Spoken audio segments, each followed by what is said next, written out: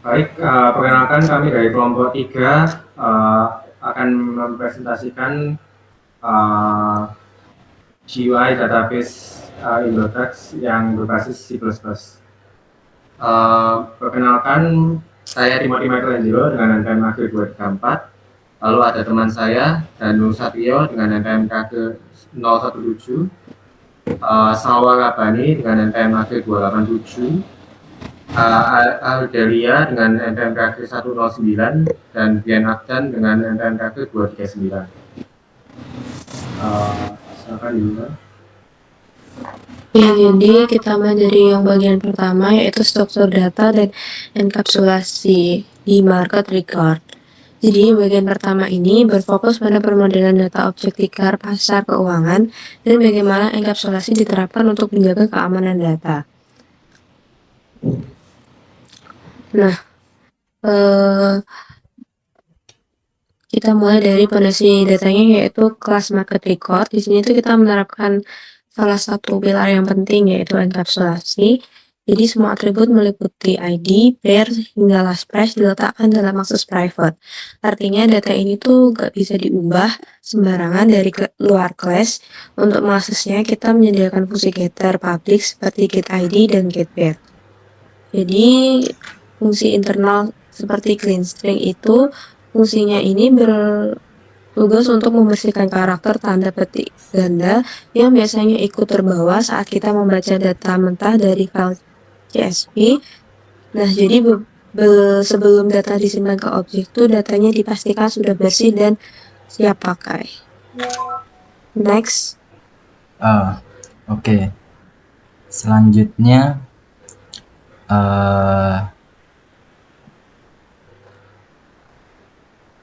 ya kelas CSV database.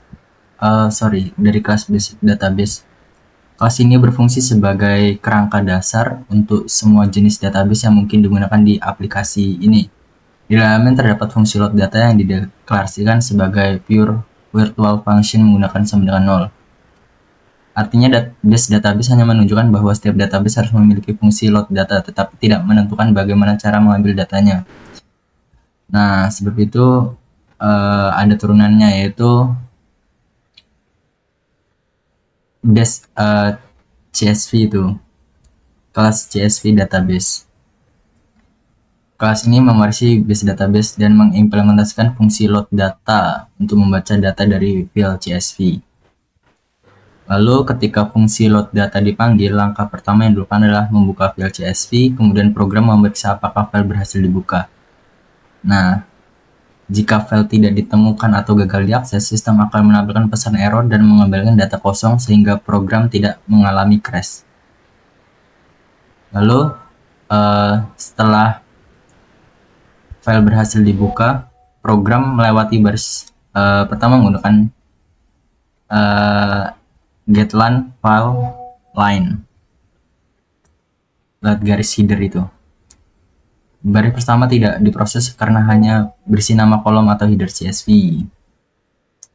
Bagian terpenting dari kelas ini adalah pagination, digunakan karena jumlah data market itu sangat banyak. Jika seluruh data dimuat sekaligus, aplikasi akan menggunakan lebih banyak memori dan tampilan menjadi kurang efisien. Nah, untuk mengatasi hal tersebut, aplikasi hanya menampilkan 50 data setiap halaman. Untuk menentukan posisi awal data yang harus dibaca, digunakan rumus integer target start row sama dengan page min 1 kali page size. Nah, dengan cara ini program hanya membaca bagian data yang dibutuhkan oleh halaman yang sedang dibuka.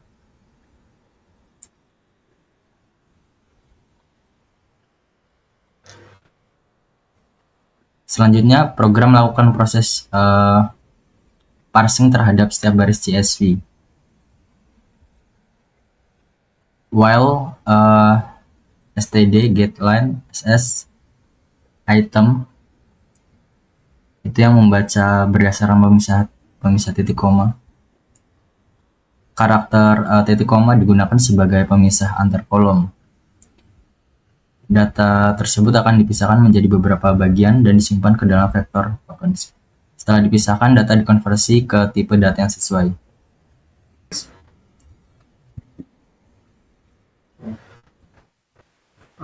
Oke. Jadi sekarang di bagian kelas database window, di kelas database window ini adalah kelas utama untuk menampilkan GUI-nya. Jadi di sini ada membuat tabel, lalu memanggil database-nya. Jadi database ini terbuat dari menggunakan file CSV yang langsung di dalam file programnya. Lalu di tabel ini akan menampilkan isi-isi datanya. Jadi ini ada beberapa variabel yaitu untuk current page, jadi halaman yang ada saat ini.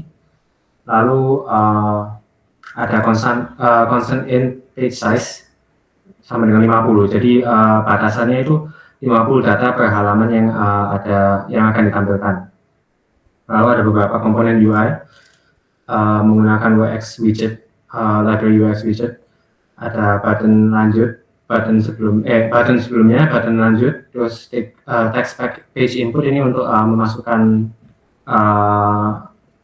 halaman yang mau dimasukkan, logo dan juga label halamannya. Nah, di sini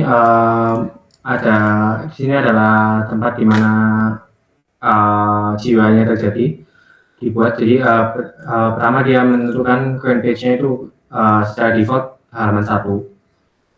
Lalu membuat layout utama, lalu menampilkan judul aplikasi yaitu data in text sticker. Dan ini mengeset fontnya dan ukurannya. Lalu men-setup tabel untuk diisi datanya. Jadi ada data ID, pair, last price, hari 24 hour, low 24 hour, dan juga created. Setup tombol notifikasi tadi sesuai yang variabel yang sudah dibuat tadi, tombol-tombolnya. Lalu ini untuk font tombolnya, dan juga ini untuk tombol yang memilih halamannya, dimasukkan halaman di sini.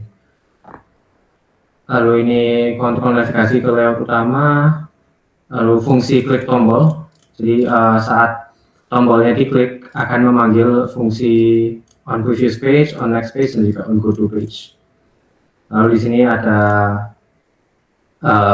inisialisasi CSV database, kelas CSV database dengan nama filenya index stickers CSV.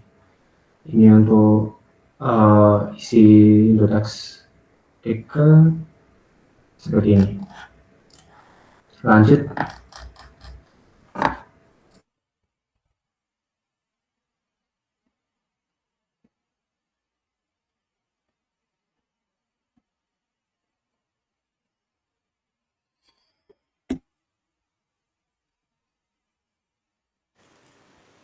Oke, lanjut. Fungsi populate table yang bertugas mengambil data dari base lalu menampilkannya ke tabel. Sebelum menampilkan data baru, seluruh si tabel dibersihkan terlebih dahulu agar tidak terjadi duplikasi data. Selanjutnya, mengambil data dari base dengan memanggil fungsi load data pada database. Untuk parameter current page yaitu adalah halaman yang sedang dibuka, page size yaitu jumlah data per halaman. Pada bagian ini, program mengambil data dari file CSV berdasarkan nomor halaman yang sedang aktif dan jumlah data yang ingin ditampilkan. Selanjutnya, mengambilkan data ke tabel. Ini digunakan untuk menampilkan seluruh data hasil query-nya. Lanjut, menambahkan baris baru. Membuat baris baru pada tabel untuk kolom pertama diisi dengan ID. Selanjutnya mengisi setiap kolom yaitu kolom pay dan kolom last price, kolom high 24 hour, kolom low 24 hour. Lalu untuk memperbarui informasi UI-nya, menampilkan halaman aktif, mengubah tulisan label menjadi halaman 1, halaman 2, dan halaman 3. Selanjutnya mengatur status tombol navigasi atau tombol sebelumnya, yaitu button brief. Yang artinya jika halaman lebih dari 1, maka tombol aktif. Jika berada di halaman 1, hasilnya false atau tombol dinonaktifkan. Lanjut ke event handlingnya.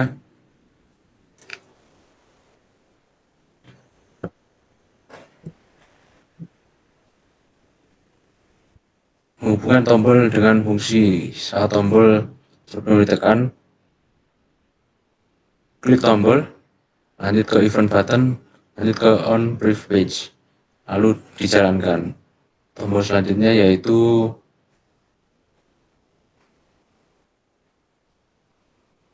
saat tombol selanjutnya diklik maka fungsi akan dipanggil. Selanjutnya event tombol sebelumnya, untuk alurnya yaitu klik sebelumnya, cek halaman yang lebih dari 1, jika iya, current page, lalu populate table, data halaman sebelumnya ditampilkan. Selanjutnya untuk event tombol selanjutnya, untuk alurnya klik selanjutnya, lalu populate table, lalu data halaman berikutnya tampil.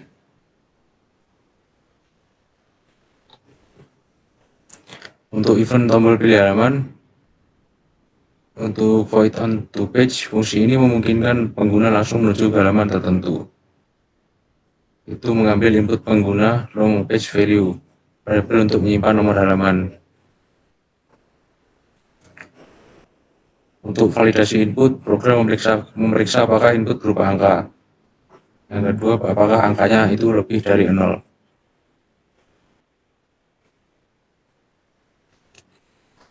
Jika valid, nomor halaman diubah menjadi integer. Data halaman tersebut langsung ditampilkan. Jika tidak valid, muncul pesan input tidak valid. Masukkan nomor halaman yang valid. Next, selanjutnya. Oke, selanjutnya di sini saya akan menjelaskan tentang titik masuk aplikasi atau biasa disebut dengan entry point serta siklus hidup aplikasi. Pada program ini, kelas yang berperan sebagai titik masuk aplikasi adalah My Apps yang seperti tertera pada kode di layar ini yang merupakan turunan dari Wix App. Nah, dalam framework Wix Widget, setiap aplikasi harus memiliki kelas utama yang mengatur proses inisialisasi sebelum program dapat digunakan. Dan di bagian bawahnya kita bisa lihat bahwa virtual ball on init itu ketika aplikasi dijalankan framework Wix Widget akan menjalankan fungsi tersebut. Fungsi ini merupakan fungsi pertama yang dieksekusi dan digunakan untuk menyiapkan komponen utama aplikasi. Selanjutnya kita bisa lihat di sini yaitu database window. Di dalam fungsi tersebut, program membuat objek database window yang berisi seluruh antarmuka aplikasi. Jendela ini nantinya digunakan untuk menampilkan data market yang telah dibaca dari file CSV. Dan selanjutnya itu di bagian window show through. Setelah objek jendela berhasil dibuat, program menampilkannya ke layar menggunakan fungsi show through, yang dimana tanpa baris kode ini, jendela aplikasi tidak akan terlihat oleh pengguna meskipun objeknya sudah berhasil dibuat. Yang terakhir adalah return true, yang dimana kemudian fungsi on init yang tadi itu mengembalikan nilai true. Nilai ini menandakan bahwa proses inisialisasi berhasil dilakukan hingga aplikasi dapat terus berjalan. Jika nilai yang dikembalikan adalah false, maka aplikasi akan langsung ditutup karena dianggap gagal melakukan proses startup. Terakhir terdapat baris kode Wix implement apps my app. Kode ini berfungsi sebagai penghubung antara framework Wix Widget dengan kelas my app. Saat program dijalankan, framework akan mengetahui bahwa my app adalah kelas utama yang harus dieksekusi terlebih dahulu. Jadi secara keseluruhan alur kerjanya adalah ketika aplikasi dijalankan, framework memanggil my app, kemudian menjalankan fungsi on init, terus habis itu membuat objek database window, menampilkan jendela ke pengguna, dan setelah itu aplikasi siap digunakan untuk menerima berbagai interaksi dari pengguna. Oke, terima kasih. Jadi sekarang akan melakukan demonya. Sebelumnya untuk kompilasinya kami menggunakan CMakeList untuk menghubungkan kode C++ dan juga library WXWidget agar memudahkan kompilasi. Jadi di sini kita akan dan begini bentuk menunya. Terlihat ada 50 file per halaman dan juga ada tombol selanjutnya, tombol sebelumnya. Kalau di halaman 1, tombol sebelumnya tidak bisa dipencet dan bentuknya seperti ini. Lalu selanjutnya ini ditampilkan sampai dengan semua filenya, semua halamannya.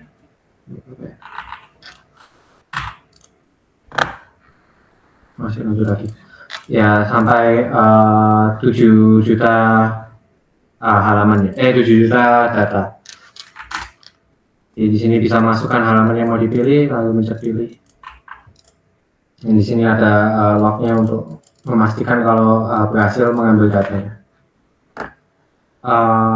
Sekian untuk presentasi kami. Jika ada yang salah, jika ada kata salah, mohon maaf.